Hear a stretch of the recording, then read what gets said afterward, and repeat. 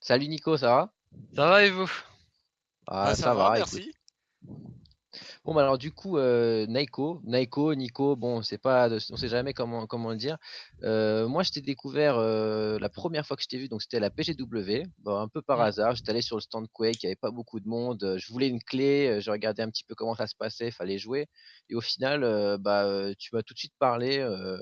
Bah, écoute, voilà, tu m'as présenté comme quoi tu étais un joueur Quake, etc. Moi, au départ, je savais pas que tu étais aussi fort. Je pensais que voilà, c'était juste des gens qui venaient jouer, tu vois. Et donc, Nicolas, joueur Quake, qui était récemment, donc c'était jusqu'à encore il y a 3 4 jours, hein, tu étais donc au tournoi à Bucarest, le PGL Open à Bucarest. Bah, qu'est-ce que tu peux nous en dire un petit peu de ton voyage? Comment s'est passé un peu le tournoi pour toi? Le voyage a été long et enfin long, ça on était généralement sur une demi-journée. Le tournoi en lui-même, bah, franchement c'est probablement un des meilleurs tournois que j'ai joué de ma vie, aussi bien au niveau organisation et tout, du coup, franchement non, c'était une superbe expérience je pense dans ma carrière e-sport, on va dire ça comme ça. Et ouais, non, ça franchement, c'est le 1er tournoi que je fais à l'international, du coup, c'est toujours quelque chose, on va dire, de partir hors de son pays. Bah, c'est super cool en tout cas, c'est mon pays. Moi, je suis à moitié, roumain du coup, ma Ah, mère est roumaine. Du coup, moi, tu vois, c'est la Bucarest, c'est une ville que j'affectionne particulièrement. Je propose, à nos viewers de regarder une petite vidéo pour, récapituler un petit peu le tournoi et bah, on enchaîne.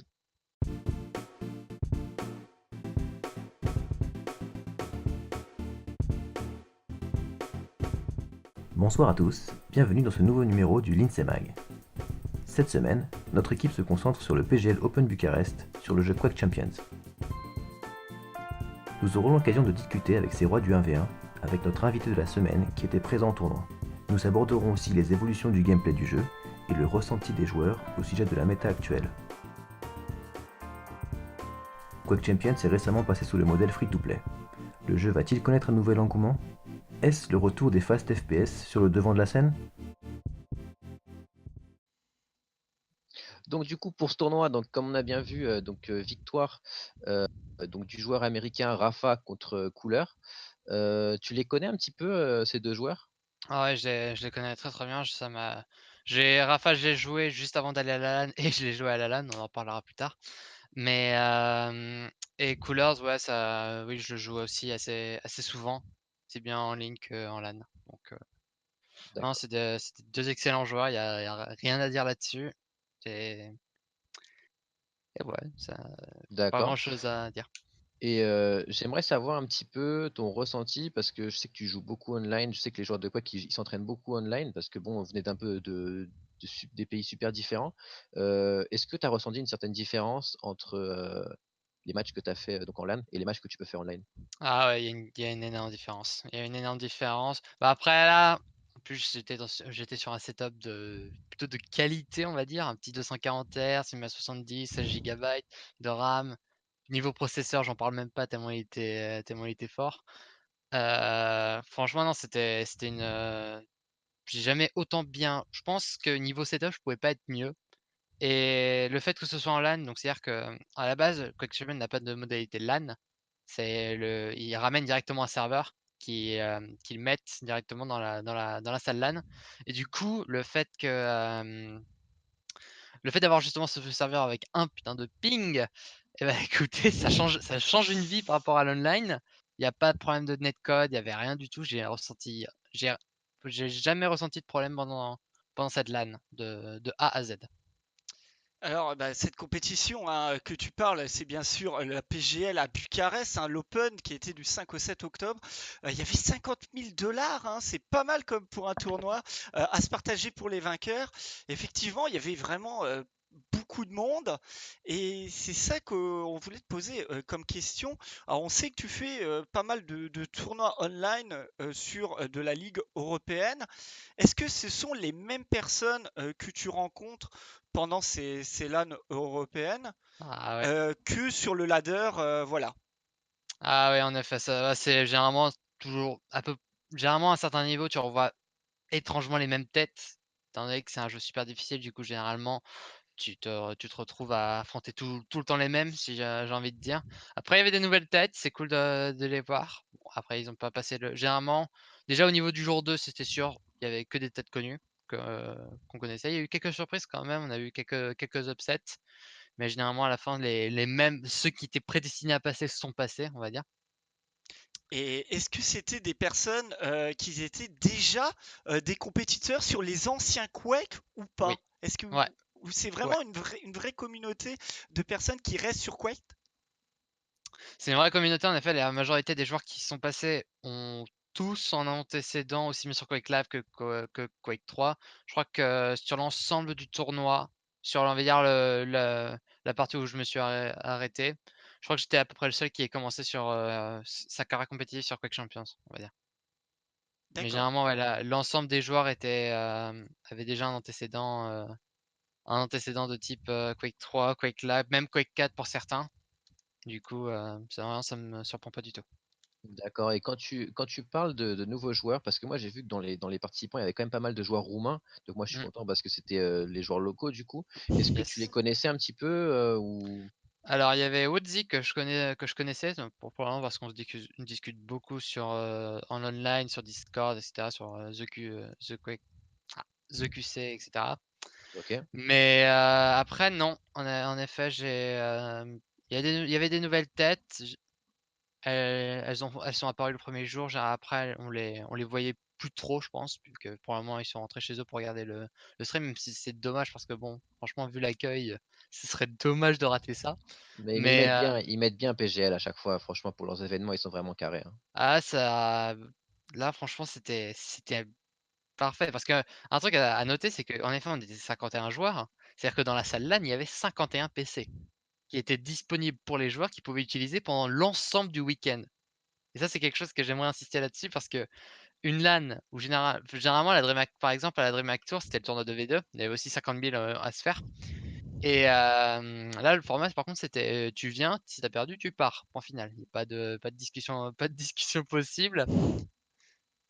Alors que là, c'est même si tu perdais, tu pouvais reprendre le PC, sortir, installer d'autres jeux même. Ça c'était permis et de lancer même des duels entre soit les joueurs qui ont par exemple déjà perdu, ou même ceux qui sont encore en compétition pour les chauffer avant leur match. Ça, j'ai bien dû faire au moins 5-6 duels afin de préparer les joueurs. Ah, D'accord, et c'est du coup, excuse-moi, vas-y Nasbrook. Ah non, mais je posais la question parce que tu nous parlais de duel. Pour les personnes qui connaissent pas Quake, on est bien d'accord, là c'était un tournoi exclusivement 1v1 et vous Oui, étiez dans des conditions pour pouvoir vous entraîner pour le 1v1. c'est ça. Après, si vous voulez faire des games de 2v2, pas de souci.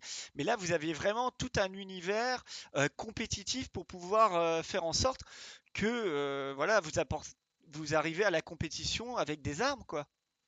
Absolument, ouais. C'est là, probablement, il y avait pas vraiment. Généralement, si quelqu'un avait les chances de gagner, il y avait pas vraiment de surprise. C'était ça la magie de Quake, c'est que généralement, c'est un peu guide good, voilà, on va pas se mentir.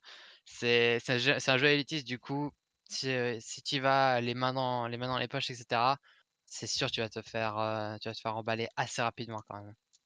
D'accord.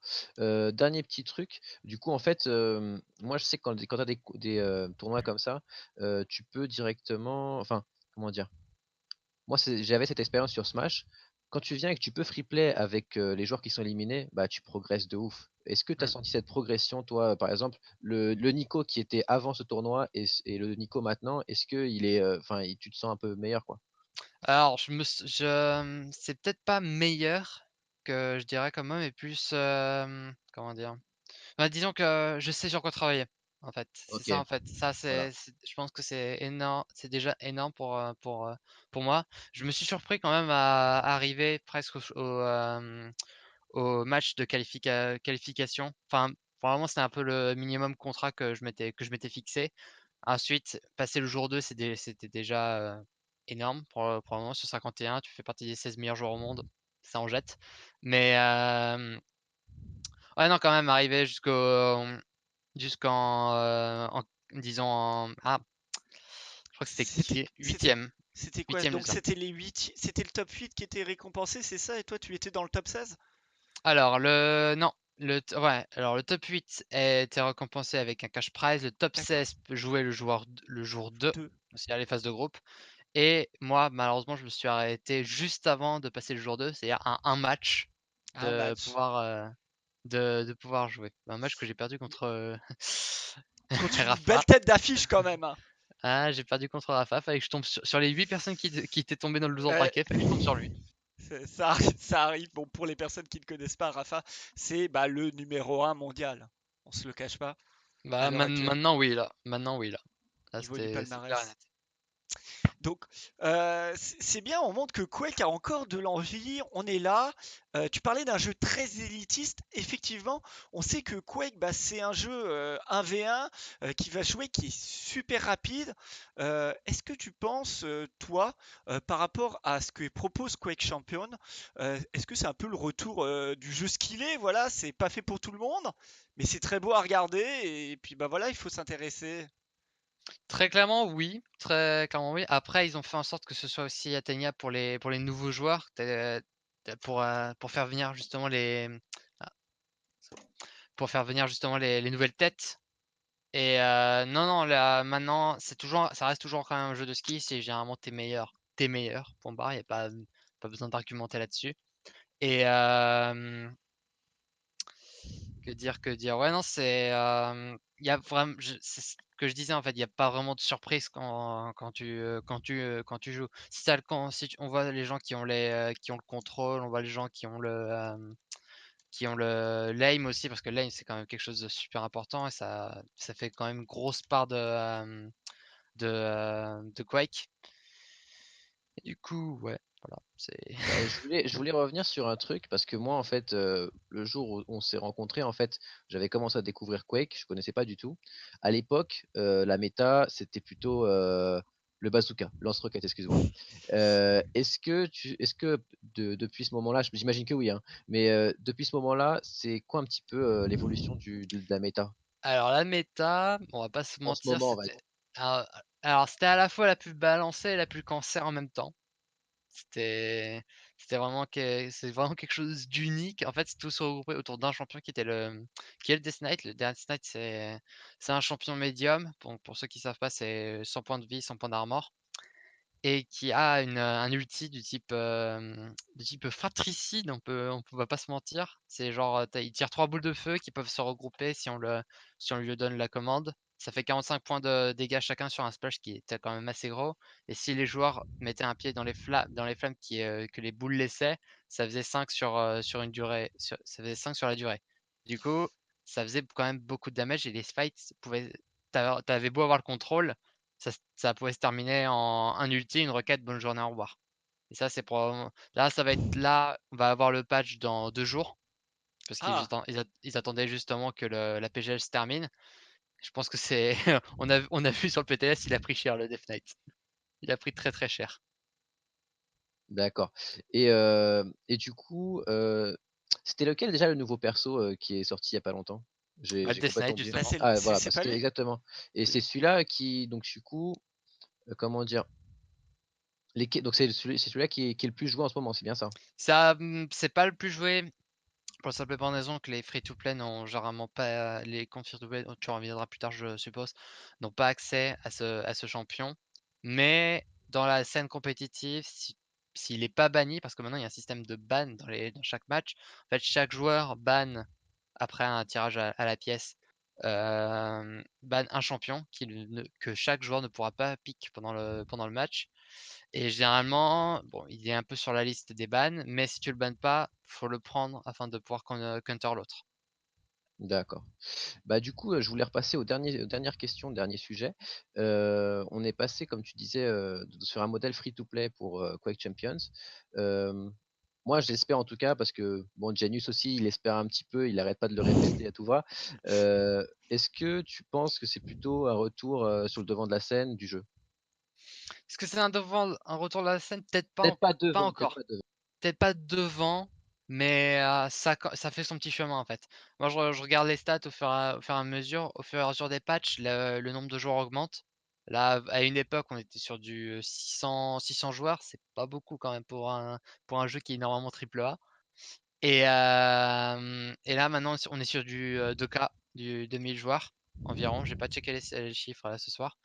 Mais non, moi je regarde surtout qu'il y a un petit chemin qui est fait. Il y a plus en plus de joueurs qui viennent se tester au jeu, qui viennent y jouer régulièrement. Et ça, le fait que ce soit régulièrement, c'est déjà énorme. Je regarde aussi le Discord français que j'administre. Je vois des gens qui arrivent tous les jours. Et ça, c'est énorme. Alors qu'à l'époque, il fallait inviter les gens pour qu'ils viennent et tout, il fallait les forcer un petit peu, etc. Alors que là, maintenant, j'ai même plus besoin de faire ça, que les gens ils viennent quand même, quoi. Du coup, une belle petite communauté, qui se développe du coup en France et apparemment aussi en Roumanie. Bah, du coup, on verra ce que ça donne pour la suite. C'est ça.